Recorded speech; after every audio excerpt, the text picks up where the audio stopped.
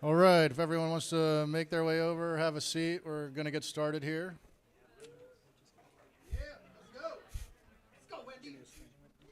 Hey, everybody in the house, it's time to rally. Come on over here. There'll be plenty of food and drinks left afterward. There's going to be an after party. We got all kinds of bodyguards and crazy-looking people here, so just make your way this way, and let's get the show started.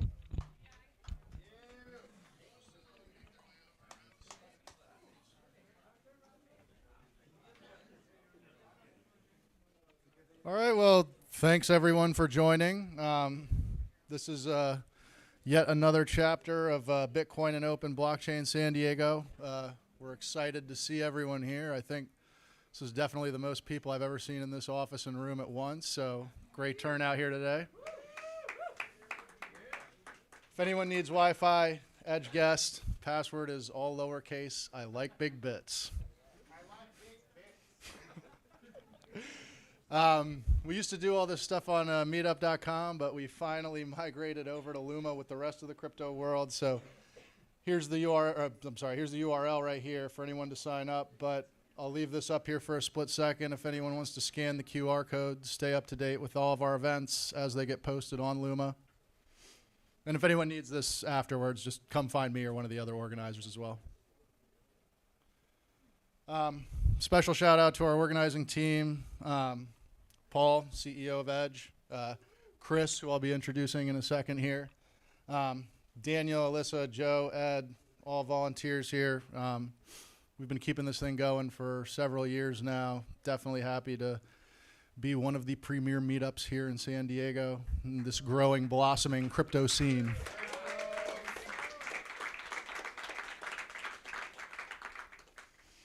If anyone's interested in joining, I'll leave this QR code up here for a few seconds. We're always looking for more organizers, and obviously we are starting to grow at a very quick, rapid pace, so we'll probably need more help as we continue on into the future. So anyone that lives in the area, comes down here regularly, feel free to either find one of us, or you can definitely sign up right here through the QR code on the screen.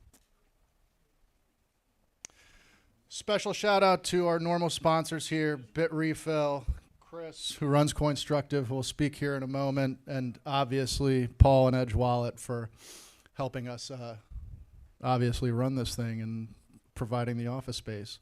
Paul, you want to give a few comments real quick? Cool, thanks Ross. Thanks everyone for coming out. I'm sure this is a good, exciting crowd. Great timing. Crypto is doing okay today. As I mentioned to a few people, I think we have everyone in San Diego who's still happy. So thanks everyone. For those of you who have never been here or who don't know Edge, we are a self-custody trading app. Lets you buy, sell, and trade different cryptocurrencies, different chains, with as high a level of privacy as we can implement in a software app. So invite you guys to check it out. For anyone who has not ever used Edge, who here has never used Edge? Cool. So come find me, or no, that's totally fair. You're still welcome. You're still welcome to our house. You can come back as well, but come find me or Daniel. Daniel, where are you at? Raise your hand right there. Come find me or Daniel, and if you want to go ahead and create an account, we'll go ahead and send you $5 of crypto today. And for anyone who here has ever used Edge at any point in time, so for all of you, we'd really love to hear feedback. Because Edge is so private, we don't know what's going on in the app, we don't know what you do. We need to hear feedback from people. You got to tell us. So for all of you that have used Edge, it could have been way long time ago, could be recent. We want to hear your feedback, and there's a few signs throughout the office on the windows to take a survey. And so for the first 20 people that fill out the survey, we're giving $20 in Bitcoin.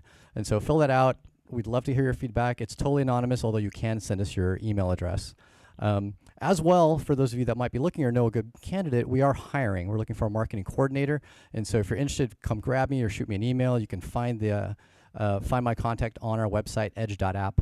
And so thanks everyone for coming out. It's because of you guys that events like this look and feel awesome and the energy is vibrant. So keep it up. And I'm going to go ahead and kick it off as well now back to Ross. Thanks, Paul.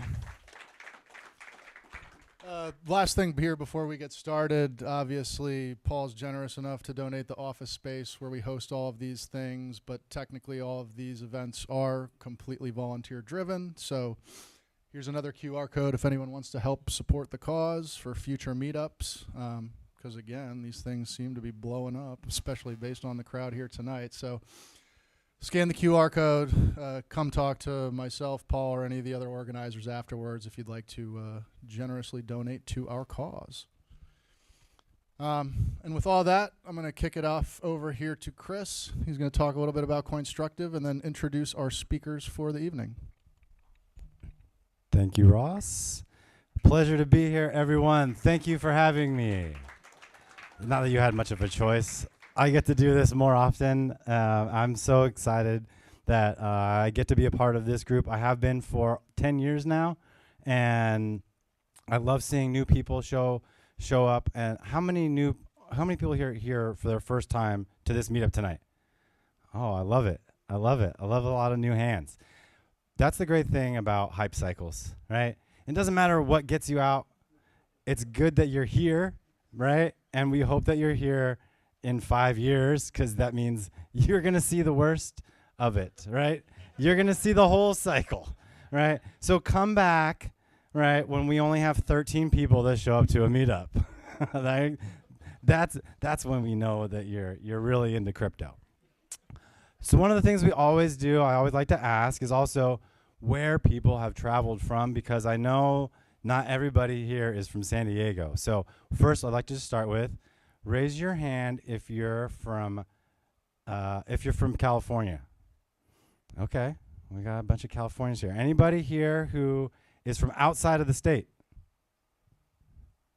Okay, quite a few hands still. Anybody from outside of the country? I got 2. We got 2 people visiting from outside of the country tonight. 3. We got 3 people visiting from outside of the country. That's amazing. Thank you all for being here. This is fantastic stuff. So I want to just take the moment and say that there's a project that I have started. It's very near and dear to my heart. I do run a company called Coinstructive, but I've started a project called the Crypto Recovery Alliance.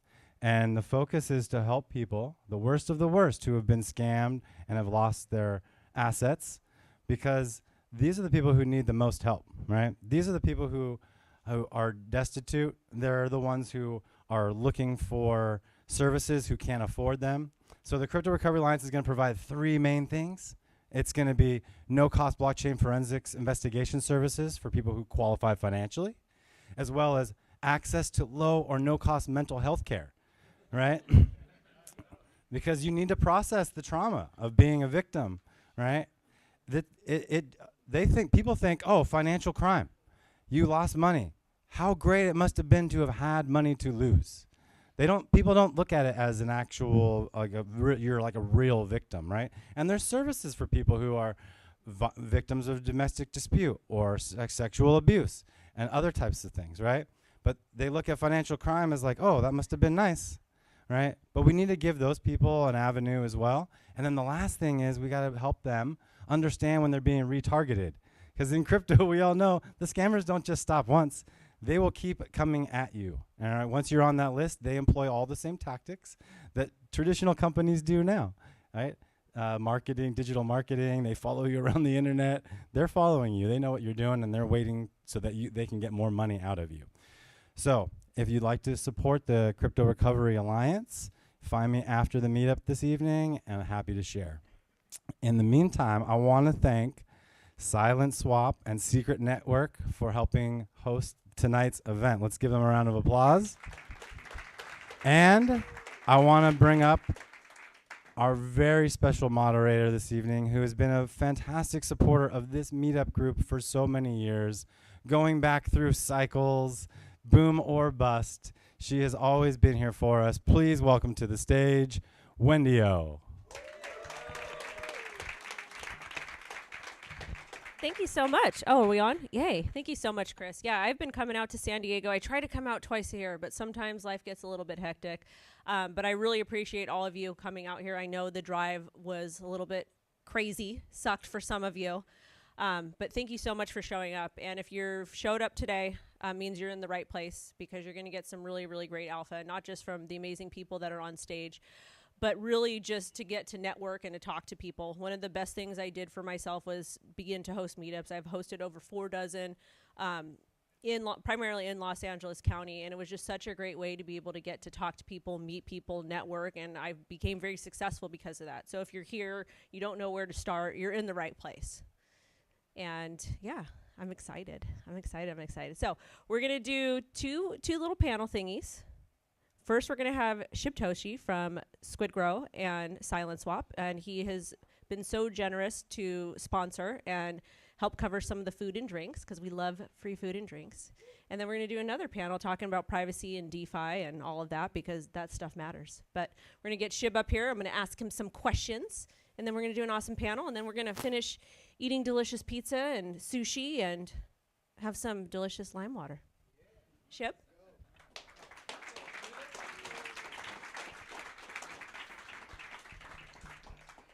All right, we're going to share a mic? I guess so. Okay, should we scoot over? Does that go that far? Okay, awesome. Thank you.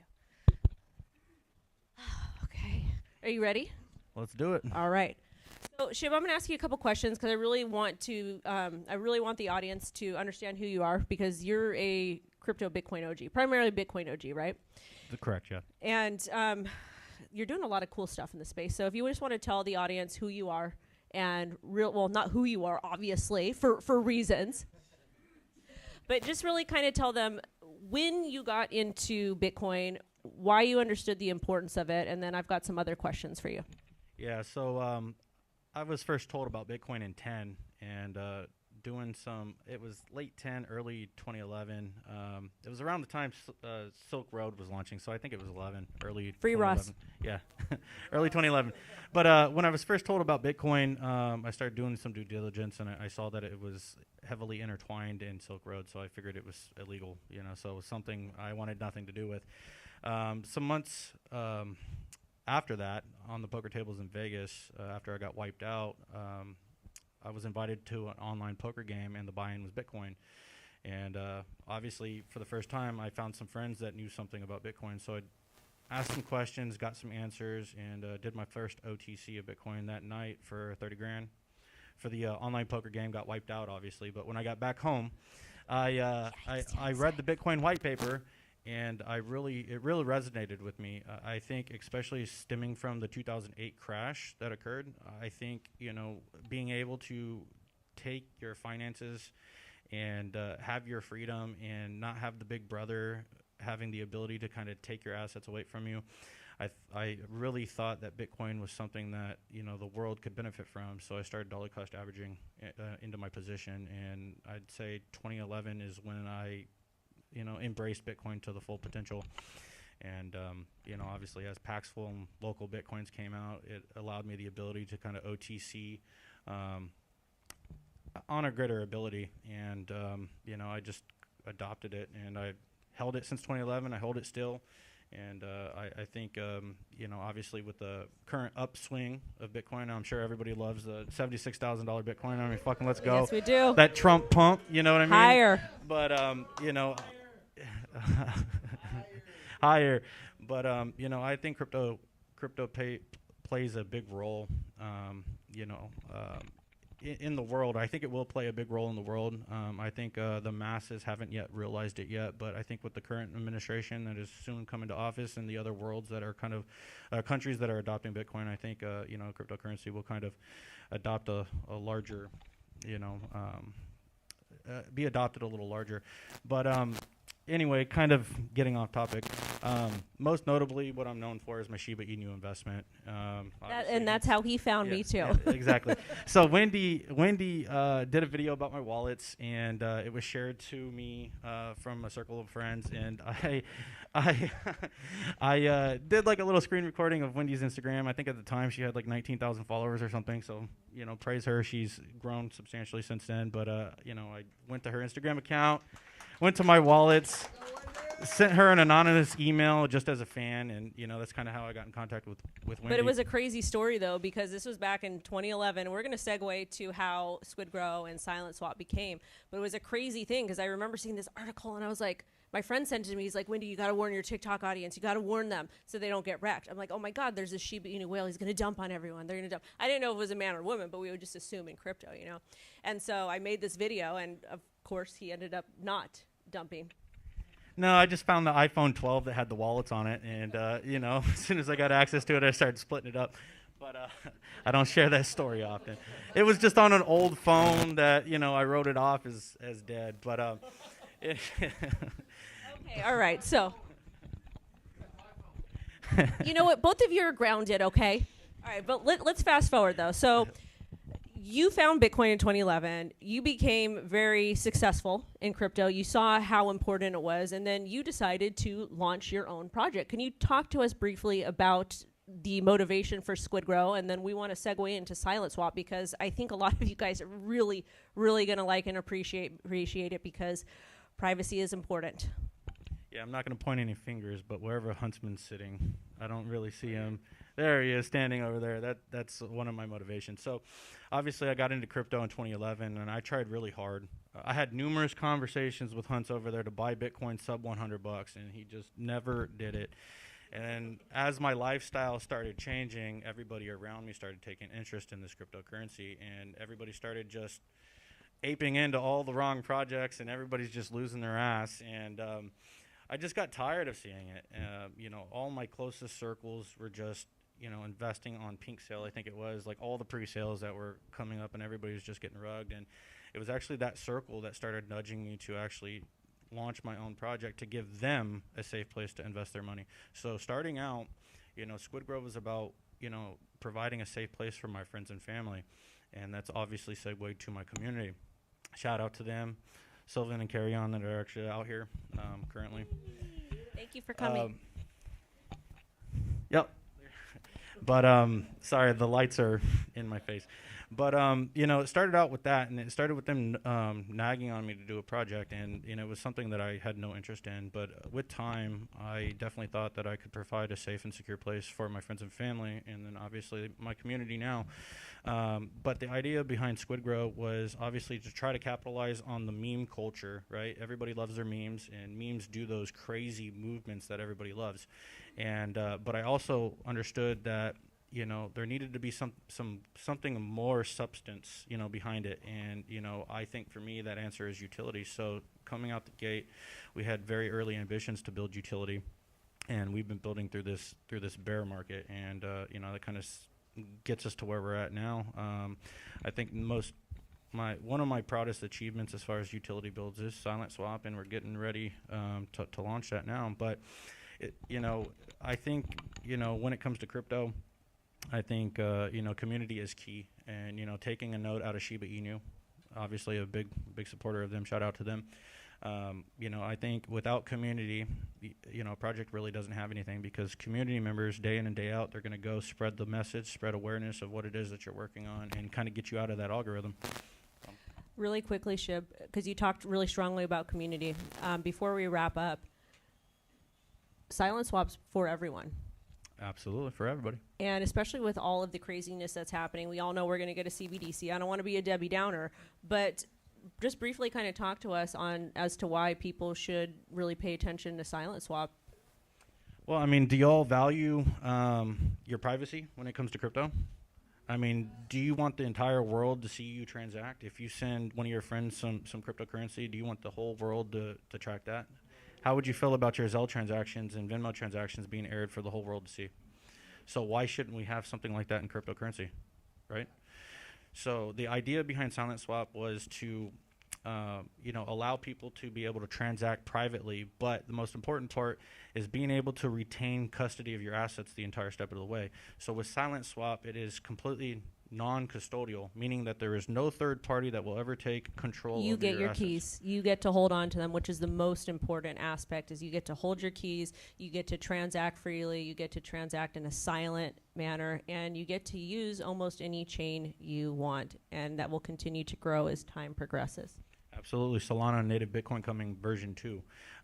But for now, it's just EVM. But I think it's very important that, that the masses realize that when you're giving your crypto to a third party, you have zero control over those assets. Look at FTX, right? Everybody thought they had money in their accounts until there was a liquidity issue. Not your keys, not your crypto. So SilentSwap solves that issue. It is completely non-custodial, decentralized platform, privacy cross-chain aggregator.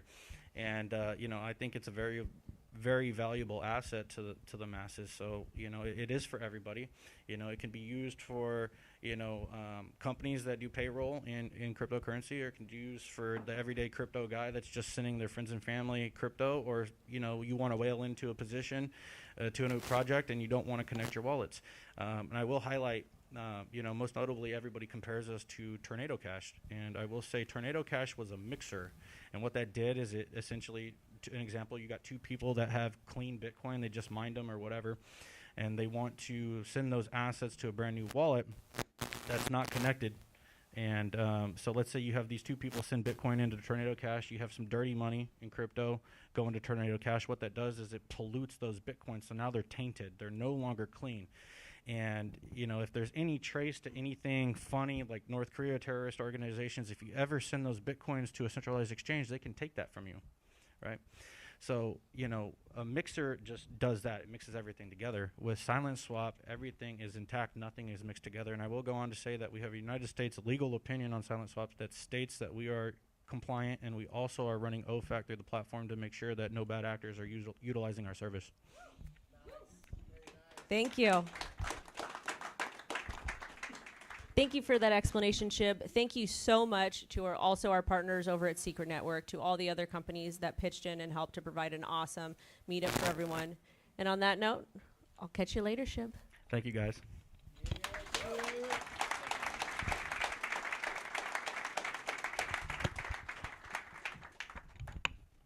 And on that note, I think we have another panel coming up. So if everyone that's on the panel, if you all want to come up to the stage.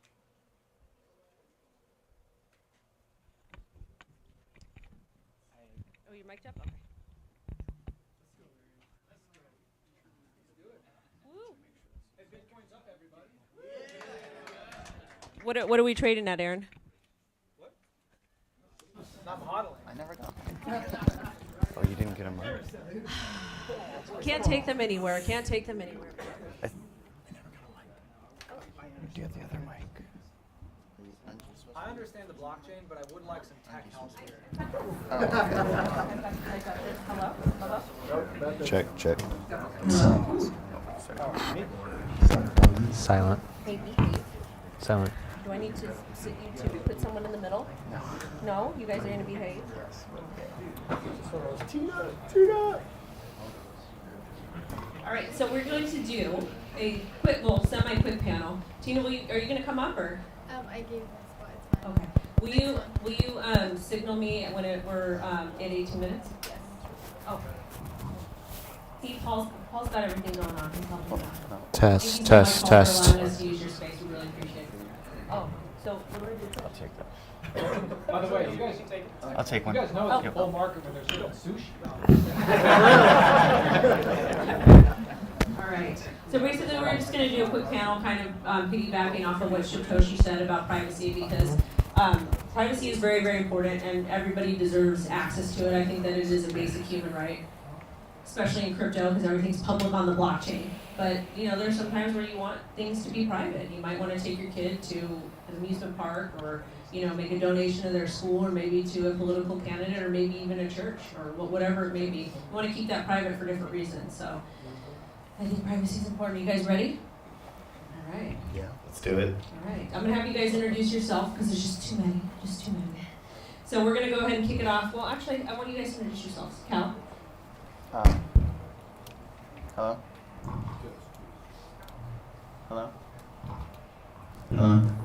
Hey, what's going on, guys? I'm Cal, lead developer of Squidgrow and co-developer of SilentSwap.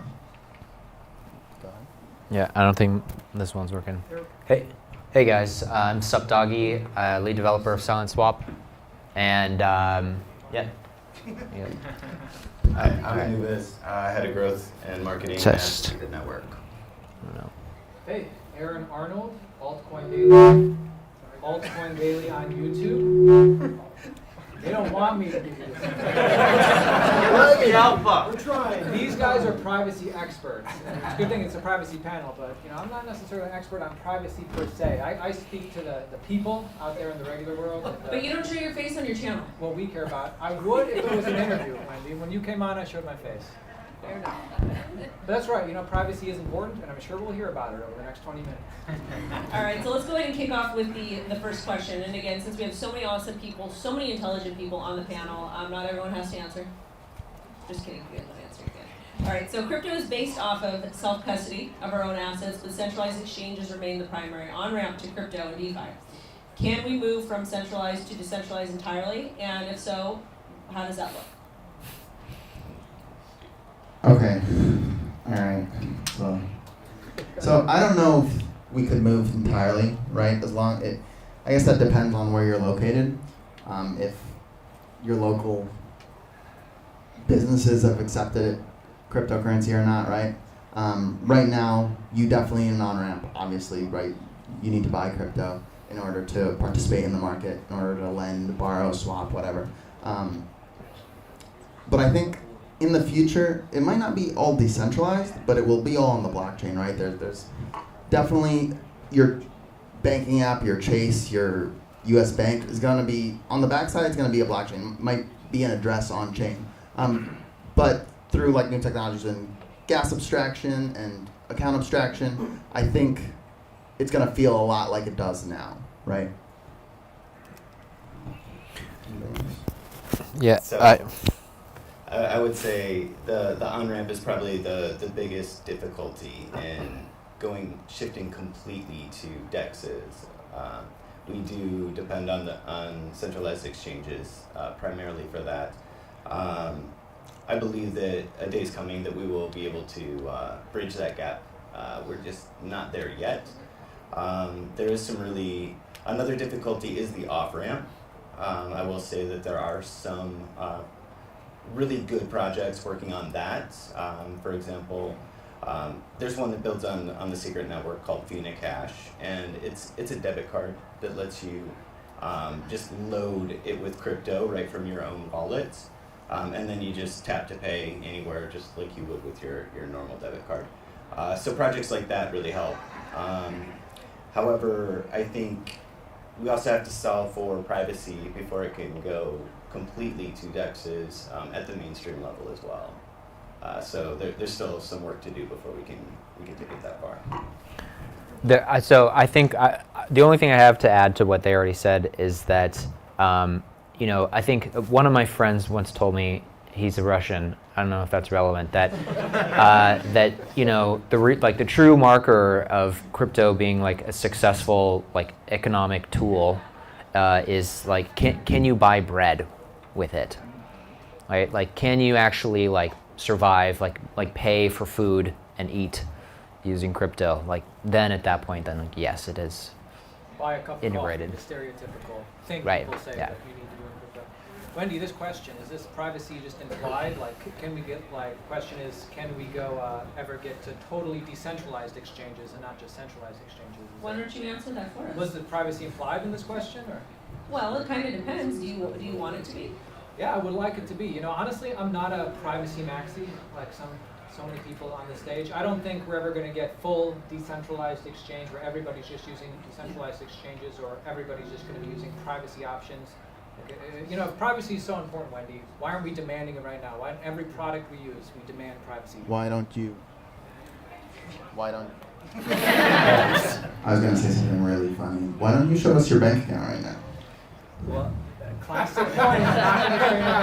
So, to add So privacy. are you using Proton Mail? Are you? Yes. No, but Oh, why Gmail's not? safe enough.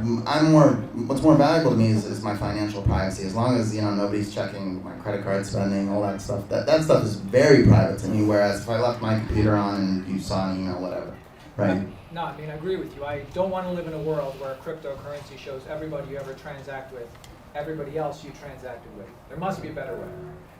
So, one of the requirements for the world to adopt crypto more and to be more decentralized is privacy, right? Nobody's going to go and buy a cup of coffee at a coffee shop if it tells your location because that's the address of the coffee shop, right? I'm not going to dox my location everywhere I go.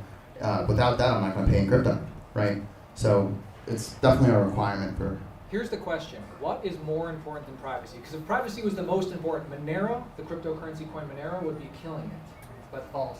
like, maybe you should join the panel. But liquidity, most important. UX, UI, pretty important. Not that crypto kills it at that, but why isn't Monero so much more popular? Policy. Regulation. Yeah. All the governments have told exchanges to take off Monero. But Take even Monero off before, their exchange. I feel you, but even like before that, it wasn't like the #1 crypto. Right. I have one Monero, by the way. Disclosures important. Just Just one. It's a long story, but. feel free to jump in anytime. Well, I want to kind of segue this kind of little debate on stage, this exchange. Kind of goes into the next question. How does privacy differ in traditional finance versus decentralized finance, and what are the unique privacy challenges DeFi faces? Somebody? Anybody? Bueller? You repeat the question, I was messing with the mic.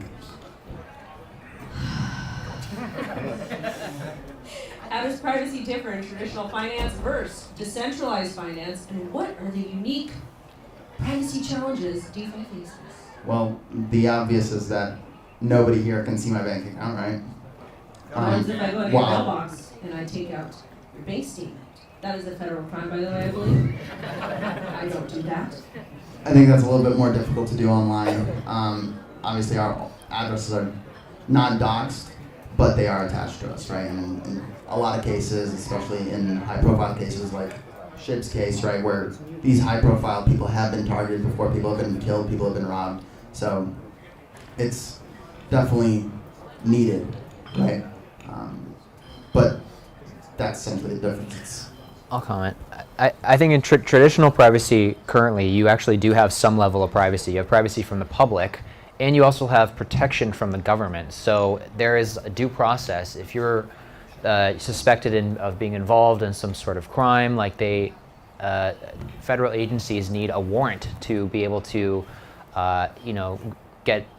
summon your credit card history, for instance. You don't have any of that on DeFi. So if you've been doxxed from an account, you're just you may be culpable for some crime that you're actually not really guilty of, or maybe there's side effects to that. This gets even worse with CBDC or oh my god, I'm dyslexic. You got it. You got it. CBDC. Yeah.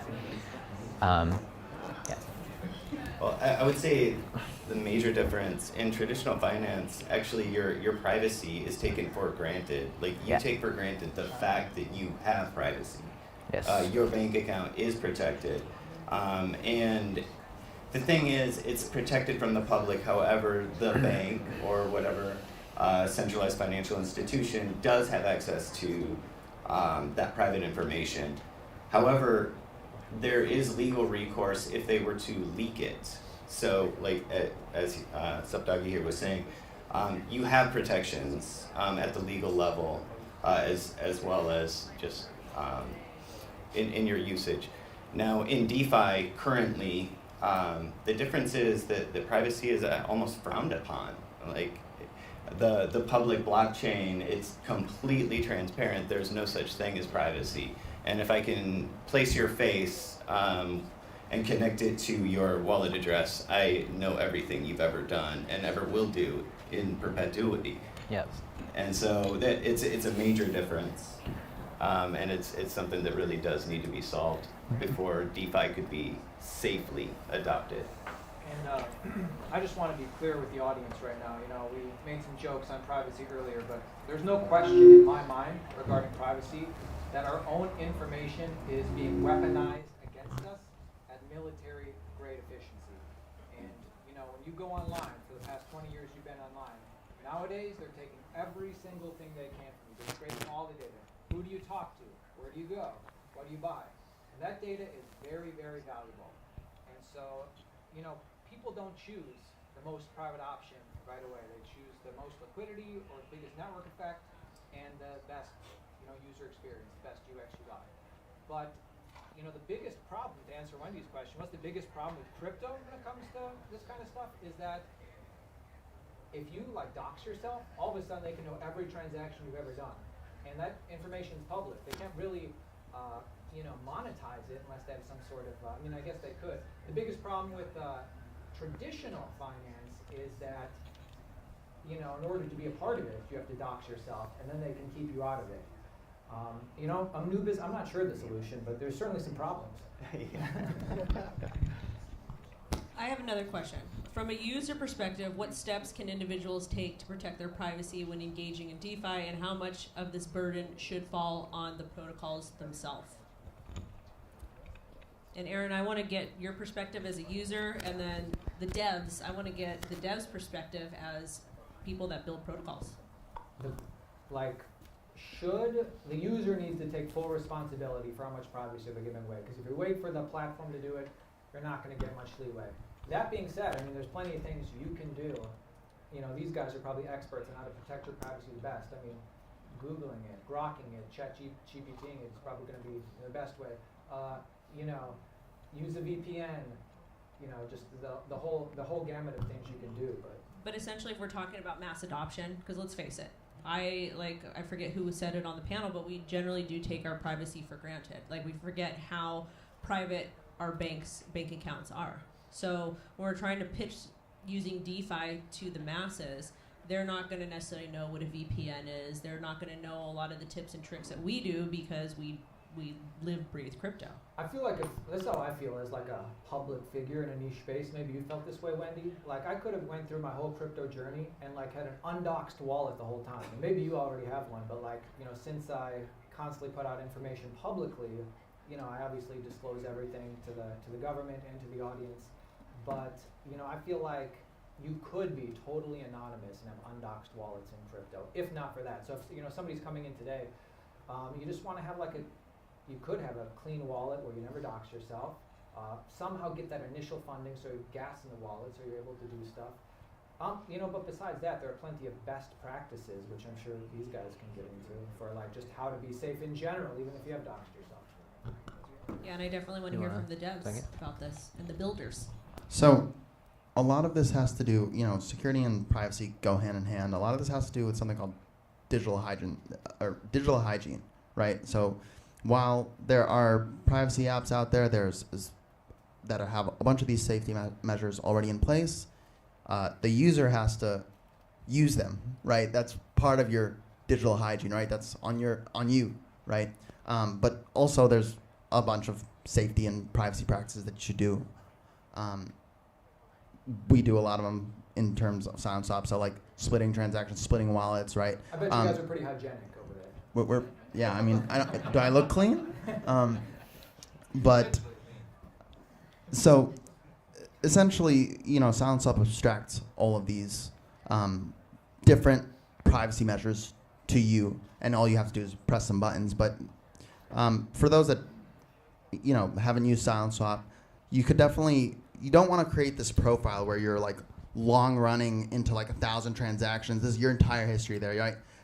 I personally would split a lot of my activity on a bunch of different wallets, right? And therefore, it's a lot harder to, one, you might be able to connect a few wallets together, right? But eventually, you're going to have this big bubble map of your entire activity, and now there's a lot more data on you.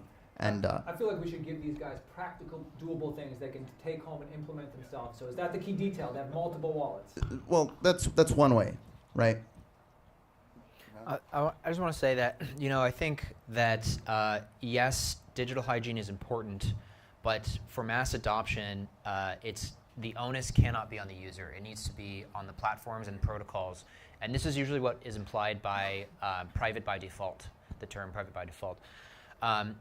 Aaron was talking about how atrocious the digital privacy violations have been in the past decade. It makes me mad. And people really still to this day are not fully aware of the long-term implications of just how serious these Web 2 companies have been able to maximally leverage your information against you.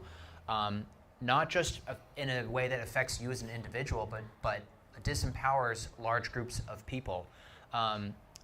You know, knowing exactly how much you're willing to pay for an airplane ticket, or being able to guess with 90% accuracy your race, religion, ethnicity, gender, whether your sexual orientation, people you're close to, how many, your family members, like all this information, even if you yourself have never been on social media, or even if just like your cousin or your aunt took a genetics DNA test and submitted it to 23andMe. I mean, these are your rights that are, this is your private information that is being digitized and sold, and people are making a profit off of your information, and you are getting worse off for every time that your information is transacted. And then real quick, what's a practical, doable thing these guys can implement? Yeah, so if you care about your privacy, which everyone should, the only people who don't care about their privacy, in my opinion, are people who are not well educated enough yet to understand why it's so important. Something that you can do today to better enhance your privacy when interacting with crypto is using a VPN, obviously, to just decouple your home IP address from the services you're using. Also, be cognizant of the wallets that you are using. Are they collecting that information? Most of them are. Your IP address and associating that with your wallet address. Using multiple wallets, having different links, different receiving addresses for different types of business that you conduct online. So if you're getting paid for a job that you're doing from one employer, very compartmentalize all those things.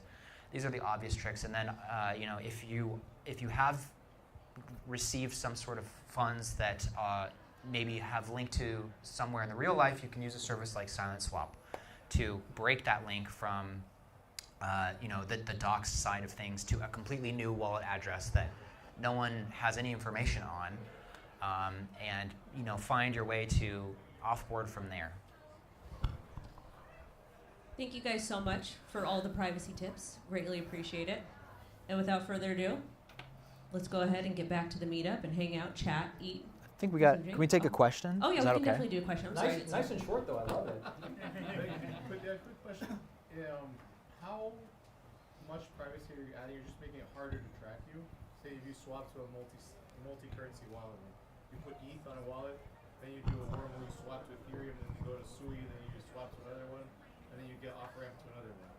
Are you making it harder to get tracked, or is that? So we're actually using Secret Network as a privacy layer, which makes it so that there is no on-chain direct link from sender to recipient, and that's enabled with the technology called trusted execution environments. So it works differently than Monero. It's not a mixer. It is fully compliant, but there is no longer a direct link on chain that you can prove sender to receiver. So it's not just sending the funds around randomly, making it harder. Swapping it from one chain to another? It is ending up on a different chain, but it's going through Secret Network, and once it goes into Secret Network, there is no longer that trace there. Yeah. Absolutely. Thanks for the question. Yeah, one more. That was a good question. One more. Yeah, what's up? Yeah, you mentioned that we're being digitally scraped, right? All our information is. Yeah. And you did go into why they're or how they're using it to make money, profit, and they can essentially know who you are, how much you would pay for a plane ticket. Is there malicious intent with that information that they're doing? Well, so first of all, in some cases, let's take for instance the most egregious offender, Meta or Facebook, who, did you ever hear about Cambridge Analytica? Mm-hmm. Okay, so that's where Zuckerberg lied, right, to Congress. Oh yeah. So in these cases, this is a public company, so there is a board of directors. There are people who are accountable who will have to testify before Congress when shit goes south. But it's about money. They want to make money off your data. But the malicious intent, where I'm most concerned, is when that data leaks, is when hackers get their hands on data silos where you did not really consent to all this information being stored, and now all of a sudden it's in the hands of bad actors. And this happens all of the time through breaches, and you get notifications now that your account's been compromised. This is why you see 2FA everywhere being pushed on you, because it's so prevalent now that data breaches are really where I think the malicious part comes in is not so much maybe these companies. I do think that they do have malicious intent, but they actually have to be accountable. It's the ones who aren't accountable, who get access to this data. The hackers. Yeah, hackers or, you know. Or airlines. I mean, everyone's social security information was recently leaked a couple months ago. Like, Really quick. That was the perfect amount of question. Really quickly about the 2FA. Just really quickly before we end, but would you recommend using for 2FA like Google Authenticate or whatever app you're using? Would you recommend essentially would you recommend keeping it like that app on a cell phone that is completely offline, like a throwaway phone? Would that be a little bit safer? I don't know. Just asking. look, man, go ahead. Yeah. No, I was just laughing because we didn't mention 2FA. To use 2FA. Oh, I thought that's what he said. Well, use two-factor authentication. Wendy, you're buying everybody shots in the back. Woo, let's go. Thank you guys so much. Thank you to all of our partners. Thank you to Secret Network, to SilentSwap, to Squidgrow, to Edge, to BitRefill, to all the other partners. We appreciate you guys. Thank you. Oh, you have one more question? Of course. Yes. What do you guys think for the devs? What do you think about the base agents, the artificial intelligence agents? What do you think about that? I think it's brilliant, actually. You can use it actually for security when you're developing your contracts or, you know. Yeah, I would say just always read the privacy policy of these services that you're using, because they are collecting and record, like all those conversations are being used to train their models in the future. So it feels like a private chat, but I always opt out. Do you always opt out? whenever there is an option to opt out, I opt out. Yeah. Even at the airport, when they ask you to look at the camera to take your photo to verify your identity, you can opt out of those. Did you know that? You can opt out. Yeah. TSA does not require you to take a photo, and yeah. Has anyone thought of building a confidential AI on top of Secret Network? Have they? I'm glad you asked. Tell me more. The answer is yes, but I can't tell you much more.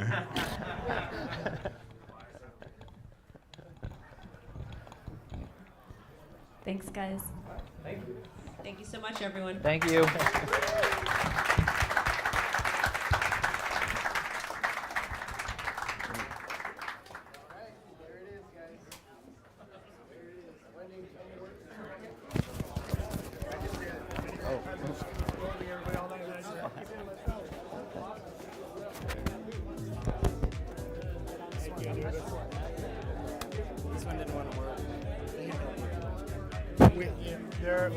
We have so many bugs with this. I mean, I'm amazed it went this smooth.